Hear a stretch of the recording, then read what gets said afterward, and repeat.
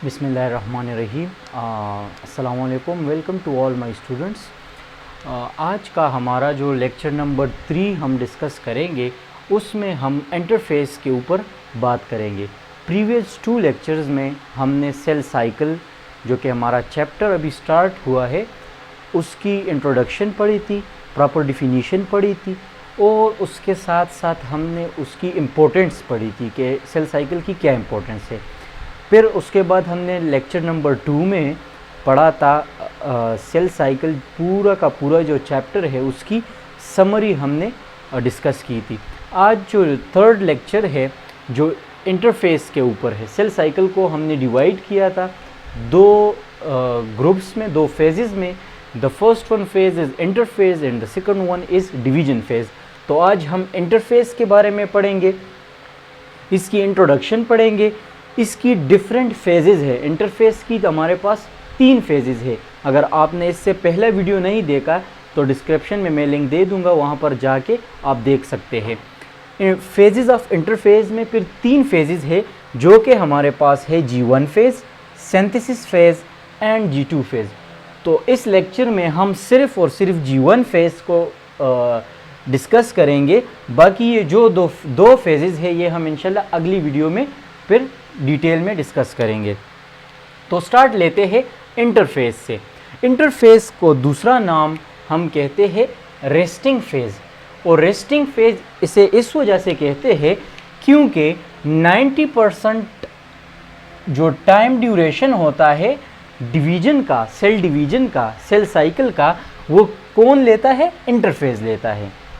क्योंकि इसमें जितने भी चीज़ें, फॉर एग्जांपल हमारे पास ये एक सेल है और ये सेल साइकिल में एंटर होता है, सेल साइकिल में, तो इसकी 2 फेजेस होगी, एक इंटरफेज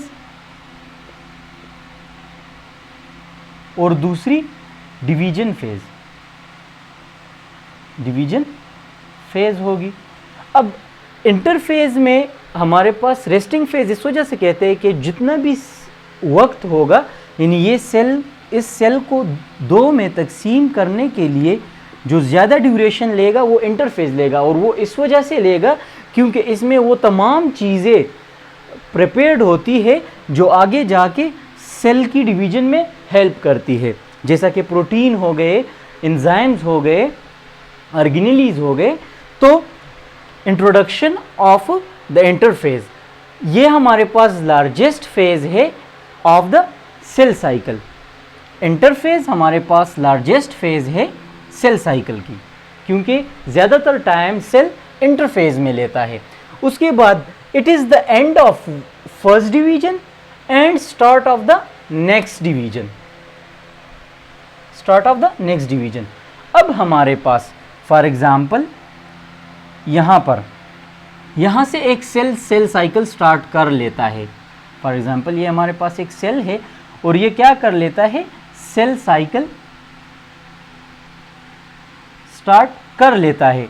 तो ये स्टार्ट होगा इंटरफेस, जो सेल साइकिल स्टार्ट होगी तो वो इंटरफेस से स्टार्ट लेगी, जैसा कि यहाँ तक, ये कहाँ तक? इंटरफेज, ये इंटरफेज हो गया।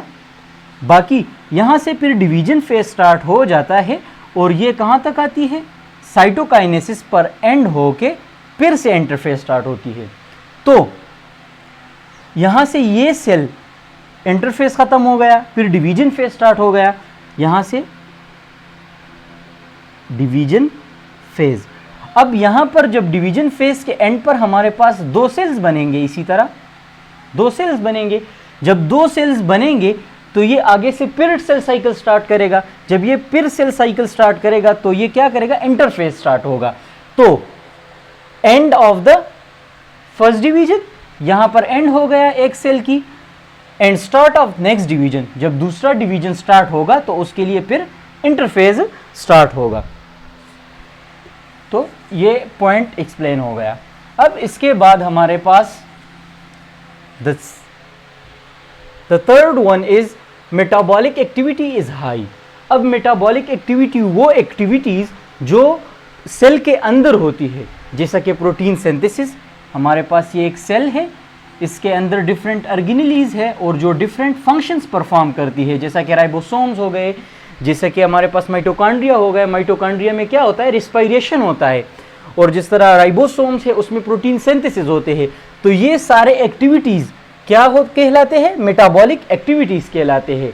तो इंटरफेज में चूंकि सेल नया बना हुआ है और चीज़ें प्रिपेयर करता है, तो उसके लिए ज़्यादा काम करना पड़ता है, तो इस वजह से मेटाबॉलिक एक्टिविटी इज़ हाई। तो इंटरफेज में हमारे पास मेटाबॉलिक एक्टिविटी हाई होंगी। उसके बाद nucleus and nuclear envelope are distinct. इससे पहले चैप्टर जब हम साइटोलॉजी पढ़ रहे थे तो वहाँ पर हमने पढ़ा था कि सेल के अंदर न्यूक्लियस होता है और न्यूक्लियस के इर्द गिर्द जो हमारे पास मेम्ब्रेन होती है उसे nuclear envelope or nuclear membrane कहा जाता है। तो nucleus and nuclear membrane are distinct. अब जब इंटरफेज में सेल होगा, यानी सेल साइकिल स्टार्ट हो गई है और सेल हमारे पास इंटरफेज में है, तो वहां पर हमारे पास जो न्यूक्लियस होगी और उसके इर्द गिर्द जो मेम्ब्रेन है वो हमारे पास डिस्टिंक्ट होगी, यानी जाहिर होगी, वो डिस्ट्रॉय हालत में नहीं होगी। यानी हम माइक्रोस्कोप की मदद से देख सकते हैं कि इंटरफेज में हमारे पास न्यूक्लियस भी मौजूद होगा और उसके इर्द गिर्द एक मेम्ब्रेन भी मौजूद होगी जिसे हम न्यूक्लियर इन्वेलप कहते हैं। Then chromosomes are in the form of chromatin. Okay, जो हमारे पास क्रोमोसोम्स होंगे, क्रोमोसोम्स कहां पर होते हैं, इनसाइड द न्यूक्लियस होते हैं, इनसाइड द न्यूक्लियस होते हैं। इसी तरह क्रोमोसोम इसी तरह होते हैं, लेकिन जब सेल इंटरफेज में होगा तो इट्स मीन कि यहां पर क्रोमोसोम्स किस फॉर्म में होंगे, क्रोमेटिन फॉर्म में होंगे, क्योंकि वहां से हमारे पास अगर जब क्रोमोसोम्स बन जाते हैं तो इसमें फिर ये एबिलिटी नहीं होती कि ये प्रोटीन सिंथेसिस के लिए कोड्स दे दे। तो इस वजह से नॉर्मल सेल में ये chromosomes in the form of chromatin होती है। इसी तरह दागों की शक्ल में होती है। अब क्रोमेटिन हमारे पास जब डीएनए मॉलिक्यूल हिस्टोन प्रोटीन के इर्द गिर्द रेप्ट हो जाए और उसकी डायमीटर 30 नैनोमीटर तक हो, तो उस टाइम हम उसे क्या कहेंगे, क्रोमेटिड्स। फॉर एग्जांपल हमारे पास ये एक डीएनए मॉलिक्यूल है और ये हिस्टोन प्रोटीन के इर्द गिर्द इसी तरह इर्द गिर्द क्या करे कि रेप्ड हो जाए और इसकी डायमीटर कितनी हो, 30 नैनोमीटर हो, तो इस दौरान हम इसे क्रोमेटिड या क्रोमेटिन नेटवर्क कहेंगे। और जब इसकी डायमीटर 700 तक नैनोमीटर तक पहुंच जाती है तो उस टाइम हम इसे फिर क्रोमोसोम्स कहेंगे, जो कि डिवीजन फेज में फिर क्रोमोसोम्स बन जाते हैं। तो इंटरफेज में क्रोमोसोम्स किस फॉर्म में होंगे, क्रोमेटिन फॉर्म में होंगे। इसी तरह उसके बाद हम पढ़ेंगे फेजेस ऑफ इंटरफेज। तो हमारे पास जैसा कि पहले मैंने आपको बताया कि फेजेस ऑफ इंटरफेस में 3 फेजेस हमारे पास है। The first one is G1 phase, the second one is synthesis phase, the third one is G2 phase. और इसको हमने इस वजह से डिवाइड किया है ताकि हमें समझने में आसानी हो। तो G1 फेज से हम स्टार्ट लेंगे। सबसे पहले जो फेज है इंटरफेस का वो क्या है, G1 फेज है।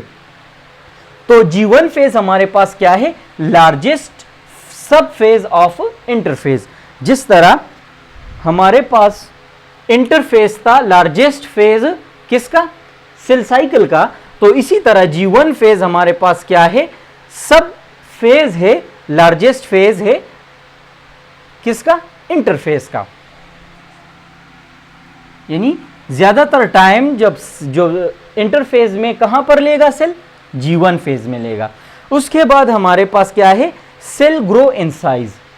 जब सेल G1 फेज में होगा, फॉर एग्जांपल यहां से हमारे पास क्या है, यहां से स्टार्ट होके इंटरफेज यहां तक होता है, तो ये हमारे पास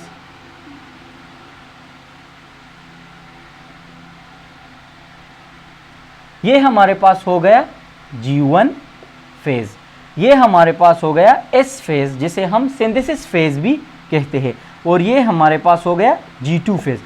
तो यहाँ पर मैंने थोड़ा बड़ा सा जगह दिया है क्योंकि जब सेल यहाँ पर होगा, सेल हमारे पास यहाँ पर होगा तो वो ज़्यादा टाइम लेगा और उसमें ग्रो होगा। जब हमारे पास न्यू सेल बनते हैं तो वो साइज में छोटे होते हैं, जब वो एंटर फेज में आ जाते हैं तो उसकी ग्रोथ होती है, उसकी साइज बढ़ती है। तो यहाँ पर सेल हमारे पास क्या करेगा, ग्रो करेगा। The second one is synthesis of protein occur. अब इस सेल के साथ प्रोटीन्स की मिकदार कम है और आगे जाके जब ये सेल आगे आएंगे यहाँ पर एस फेज में, फिर G2 फेज में और फिर ख़ास तौर पर डिवीजन फेज में, तो इसके लिए हमारे पास प्रोटीन की ज़रूरत होगी। आगे जाके सेल को प्रोटीन की ज़रूरत होगी ताकि सेल डिवाइड हो जाए। तो उसकी प्रिपरेशन कहाँ पर होती है, G1 फेज में स्टार्ट होती है। और उसके पास increase the number of organelles. अब इसके बाद क्या होगा, increase the number of organelles inside the eukaryotic cell, for example mitochondria and ribosomes. जब ये सेल ग्रो करेगा तो इसके लिए एनर्जी की ज़रूरत होगी। अब एनर्जी कौन प्रोवाइड करेगा, माइटोकॉन्ड्रिया प्रोवाइड करेगा। जब हमारे पास एक माइटोकॉन्ड्रिया होगी तो वो थोड़ी एनर्जी देगी, जब हमारे पास ज़्यादा माइटोकॉन्ड्रिया होगी इनसाइड द सेल तो वो ज़्यादा एनर्जी प्रोवाइड करेगी। अब राइबोसोम्स हमारे पास, पिछले लेक्चर में हमने पढ़ा था कि राइबोसोम्स हमारे पास क्या करते हैं, प्रोटीन सिंथेसिस करते हैं, यानी वो प्रोटीन बनाते हैं। अब प्रोटीन की ज़रूरत किसको है, सेल को है, क्योंकि आगे जाके इसने डिवीजन करना है। तो अगर एक राइबोसोम्स होगा तो हमारे पास कम मिकदार में प्रोटीन बनेंगे, अगर ज़्यादा राइबोसोम्स होंगे तो हमारे पास ज़्यादा प्रोटीन बनेंगे। तो increase the number of organelles, तो यहाँ पर G1 फेज में हमारे पास नंबर ऑफ ऑर्गेनेलीज इंक्रीज होती है, वो बहुत ऑर्गेनेलीज है, लेकिन यहाँ पर एग्जांपल में मैंने आपको सिर्फ माइटोकॉन्ड्रिया और राइबोसोम्स लिखा है कि बाकी भी जितने भी ऑर्गेनेलीज है वो भी इंक्रीज करते हैं इन देयर नंबर्स। अगर 2 है तो 3 हो जाते हैं, 4 हो जाते हैं, रिप्लिकेट कर जाते हैं। इसके बाद हमारे पास जो आखिरी वाला है, synthesis of enzymes occur that is used in the next phase. ये मैं मिटाता हूं। अच्छा, अब सिंथेसिस ऑफ एंजाइम्स होगा। अब एंजाइम हमारे पास, एंजाइम हमारे पास क्या है कि ये रिएक्शंस को कैटलिस्ट है और रिएक्शन को स्पीड अप करते हैं। अब एंजाइम्स की प्रिपरेशन G1 फेज में हमारे पास होगी और it is used in the next phase. तो नेक्स्ट फेज हमारे पास क्या है, इसके बाद सिंथेसिस फेज स्टार्ट होगा। और सिंथेसिस फेज यहां पर जो मेन फंक्शन है वहां पर DNA रिप्लिकेशन होती है, DNA रिप्लिकेशन। अब ये आगे हम डिटेल में भी स्टडी करेंगे, लेकिन सिंपल इस तरह है कि हमारे पास ये एक DNA मॉलिक्यूल है, तो DNA मॉलिक्यूल की जब 2 कापियां हमारे पास बन जाती है, एग्जैक्ट कॉपी इसी तरह, तो हम उसे कहेंगे DNA रिप्लिकेशन। और इस DNA रिप्लिकेशन में मुख्तलिफ किस्म के सेल एंजाइम्स इन्वॉल्व होते हैं, जिस तरह फॉर एग्जांपल हमारे पास पॉलीमरेज हो गए, पॉलीमरेज एंजाइम हो गए, हेलिकेज एंजाइम हो गए। ये बुक में नहीं है आपके, लेकिन सिर्फ आपकी नॉलेज के लिए मैंने यहाँ पर नेम लिखे हैं एंजाइम के। तो इस फेज में डिफरेंट किस्म के एंजाइम्स हमारे पास सिंथेसाइज होंगे, बनेंगे, ताकि जब ये सेल आगे जाके दूसरे फेजेस में एंटर होगा तो वहाँ पर इसकी ज़रूरत होगी इसके लिए। तो यहाँ पर क्या करता है, प्रिपेयर करता है G1 फेज में कौन से एंजाइम। तो आई होप ये लेक्चर आपको समझ आ गया होगा, और इंशाल्लाह नेक्स्ट लेक्चर में हम किस चीज़ पर बात करेंगे, सिंथेसिस फेज पर, G2 फेज पर, जो कि सब फेजेस है किस चीज़ के, इंटरफेस के।